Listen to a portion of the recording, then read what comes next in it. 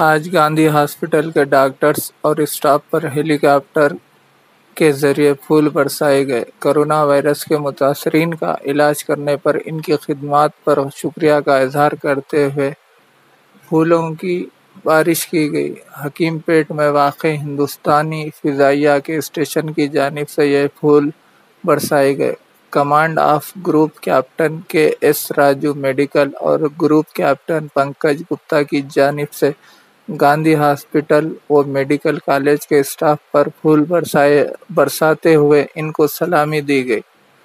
तमाम doctors, nurses, staff और police मुलाजिमीन इस मौके पर मुकम्मल यूनिफॉर्म में मौजूद थे। फ़िज़ाइया के ओहदेदार ने हॉस्पिटल पहुंचकर इन डॉक्टर्स को गुलदस्ता भी पेश किया।